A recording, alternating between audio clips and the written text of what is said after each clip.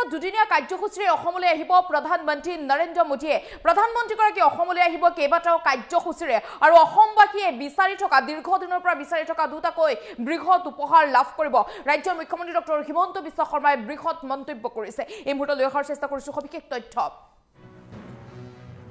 20 ডিসেম্বৰত দুদিনীয়া কাৰ্যসূচীৰে অসমলৈ আহিব প্ৰধানমন্ত্ৰী নৰেন্দ্ৰ মোদী বৰজাৰ বিমানবন্দৰৰ নৱনিৰ্মিত টাৰ্মিনেল উদ্বোধন কৰিব প্ৰধানমন্ত্ৰীগৰাকীয়ে ভাৰতৰত্ন গোপীনাথ বৰদলৈ প্ৰতিমূৰ্তিও উন্মোচন কৰিব প্ৰধানমন্ত্ৰী নৰেন্দ্ৰ মোদীয়ে নামৰূপ এমোনিয়া ইউৰিয়া প্ৰকল্পৰ আধাৰশিলা স্থাপন কৰিব প্ৰধানমন্ত্ৰীগৰাকীয়ে 11,000 কোটি টকা ব্যয়েৰে নামৰূপত স্থাপন হ'ব প্ৰকল্প ৰাজ্যৰ মুখ্যমন্ত্ৰী ডক্টৰ হিমন্ত বিশ্ব শৰ্মাই এই কথা উল্লেখ কৰিছে মুখ্যমন্ত্ৰীগৰাকীয়ে এই কথাও কৈছে যে অসমবাসীয়ে দীৰ্ঘদিনৰ পৰা বিচাৰি থকা দুটাকৈ বৃহৎ উপহাৰ লাভ কৰিব সেই কথা ইতিমধ্যে স্পষ্ট কৰি দিছে ৰাজ্যৰ মুখ্যমন্ত্ৰী ডক্টৰ হিমন্ত বিশ্ব শৰ্মাই মাজত মাত্ৰ কেইটামান দিন বাকী আছে 20 ডিসেম্বৰত দুদিনীয়া কাৰ্যসূচীৰে অসমলৈ আহিব প্ৰধানমন্ত্ৰী নৰেন্দ্ৰ মোদী আৰু বৰজাৰ বিমানবন্দৰৰ নৱনিৰ্মিত টাৰ্মিনেল উদ্বোধন কৰিব প্ৰধানমন্ত্ৰীগৰাকীয়ে ভাৰতৰত্ন গোপীনাথ বৰদলৈ প্ৰতিমূৰ্তিও উন্মোচন কৰিব প্ৰধানমন্ত্ৰীগৰাকীয়ে নামৰূপত এমোনিয়া ইউৰিয়া প্ৰকল্পৰ আধাৰশিলাও স্থাপন কৰিব প্ৰধানমন্ত্ৰীগৰাকীয়ে 11,000 কোটি টকা ব্যয়েৰে নামৰূপত স্থাপন হ'ব প্ৰকল্প গতিকে অসমবাসীৰ বাবে এয়া অতি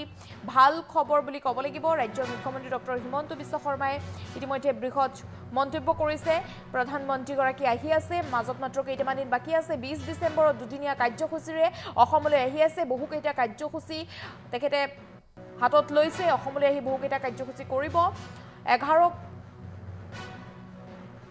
11,000 কোটি টকা ব্যয়েৰে নামৰূপত স্থাপন কৰা হ'ব প্ৰকল্প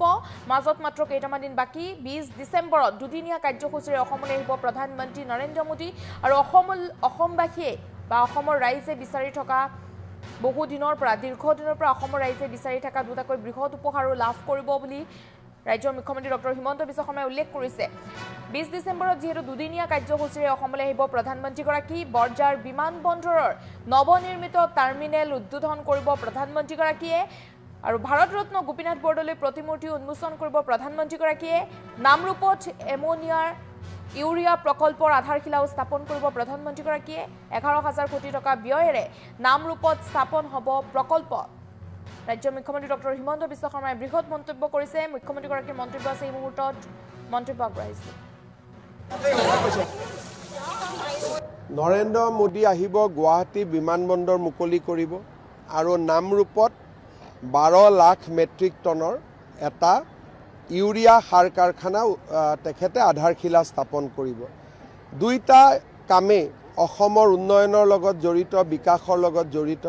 গতিকে মোদী ডাঙৰীয়াক আমি সকলোৱে স্বাগতম জনাইছো খুব ভাল মিটিং হ'ব আৰু অসমৰ মানুহে বহু দিনে বিচাৰি থকা দুটা ডাঙৰ উপহাৰ লাভ কৰিব নৰেন্দ্ৰ মোদী আহিব গুৱাহাটী বিমানবন্দৰ মুকলি কৰিব আৰু নামৰূপত 12 লাখ মেট্ৰিক টনৰ এটা ইউৰিয়া সাৰ কাৰখানা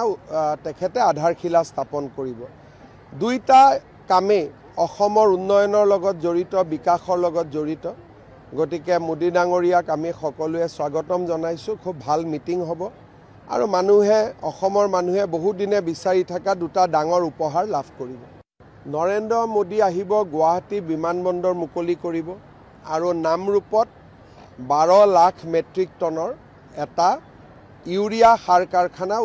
তেখেতে আধাৰশিলা স্থাপন কৰিব দুইটা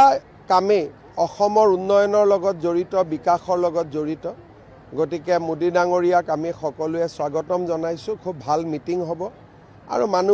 অসমৰ মানুহে বহু দিনে বিচাৰি থকা দুটা ডাঙৰ উপহাৰ লাভ কৰিব নৰেন্দ্ৰ মোদী আহিব গুৱাহাটী বিমানবন্দৰ মুকলি কৰিব আৰু নামৰূপত 12 লাখ মেট্ৰিক টনৰ এটা ইউৰিয়া সাৰ কাৰখানা তেখেতে আধাৰশিলা স্থাপন কৰিব দুইটা কামে অসমৰ উন্নয়নৰ লগত জড়িত বিকাশৰ লগত জড়িত গতিকে মোদী ডাঙৰীয়াক আমি সকলোৱে স্বাগতম জনাইছো খুব ভাল মিটিং হ'ব আৰু অসমৰ মানুহে বহু দিনে বিচাৰি থকা দুটা ডাঙৰ উপহাৰ লাভ কৰিব নৰেন্দ্ৰ মোদী আহিব গুৱাহাটী বিমানবন্দৰ মুকলি কৰিব আৰু নামৰূপত 12 লাখ মেট্ৰিক টনৰ এটা ইউৰিয়া সাৰ কাৰখানা তেখেতে আধাৰশিলা স্থাপন কৰিব। দুইটা কামেই অসমৰ উন্নয়নৰ লগত জড়িত, বিকাশৰ লগত জড়িত। গতিকে মোদী ডাঙৰীয়াক আমি সকলোৱে স্বাগতম জনাইছোঁ। খুব ভাল মিটিং হ'ব আৰু অসমৰ মানুহে বহুদিনে বিচাৰি থকা দুটা ডাঙৰ উপহাৰ লাভ কৰিব। নৰেন্দ্ৰ মোদী আহিব, গুৱাহাটী বিমানবন্দৰ মুকলি কৰিব আৰু নামৰূপত 12 লাখ মেট্ৰিক টনৰ এটা ইউৰিয়া সাৰ কাৰখানা তেখেতে আধাৰশিলা স্থাপন কৰিব। দুইটা কামেই অসমৰ উন্নয়নৰ লগত জড়িত, বিকাশৰ লগত জড়িত। গতিকে মোদী ডাঙৰীয়াক আমি সকলোৱে স্বাগতম জনাইছোঁ। খুব ভাল মিটিং হ'ব আৰু অসমৰ মানুহে বহুদিনে বিচাৰি থকা দুটা ডাঙৰ উপহাৰ লাভ কৰিব। নৰেন্দ্ৰ মোদী আহিব, গুৱাহাটী বিমানবন্দৰ মুকলি কৰিব আৰু নামৰূপত 12 লাখ মেট্ৰিক টনৰ এটা ইউৰিয়া সাৰ কাৰখানা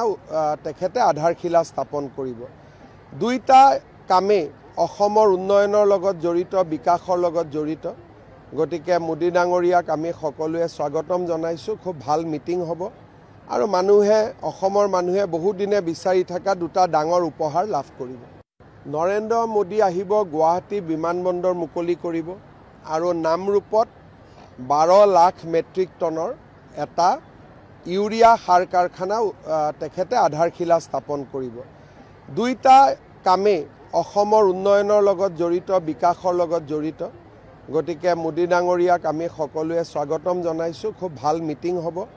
আৰু অসমৰ মানুহে বহুদিনে বিচাৰি থকা দুটা ডাঙৰ উপহাৰ লাভ কৰিব।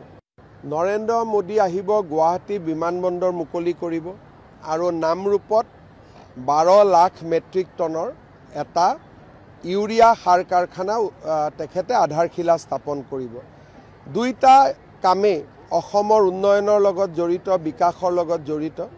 গতিকে মোদী ডাঙৰীয়াক আমি সকলোৱে স্বাগতম জনাইছোঁ। খুব ভাল মিটিং হ'ব আৰু অসমৰ মানুহে বহুদিনে বিচাৰি থকা দুটা ডাঙৰ উপহাৰ লাভ কৰিব।